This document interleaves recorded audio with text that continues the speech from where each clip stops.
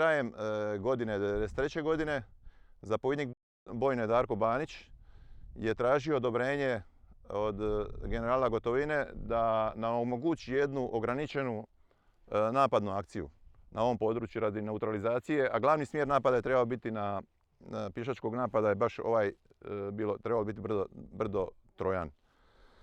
Toga dana, naravno prije toga smo izvidnički i obavještajno snimili kompletno područje u zahvatu bojišnice od Sokoluše do Tinja, Kakme, Stabnja i snimili smo sve važne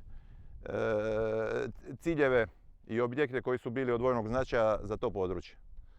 Toga dana, znači 11.3. u pomoć nam je došla i skupina, jedan vod iz sastava 9. bojne HOS-a, odnosno iz 141. brigade sa zapovjednikom Markom Skejon, koji su isto tako su nam u području Vrane Jankolovice potporu dala sa tenkovskim vodom 7. gardijska brigada koja je dala jedan vod, tenkovski vod, koji nam je pružao potporu za napad u području Jankolovice. Sve ostalo raspoloživo topništvo imalo je svoje ciljeve.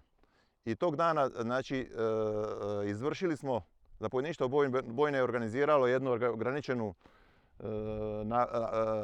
napadnu akciju, a težište udara su imali na pješačkom pravcu napada, znači na ovaj Trojan je imala ta grupa iz 9. bojne HOS-a, koja je neutralizirala i nanijela velike gubitke pripadnicima četnika koji su bili na ovom položaju.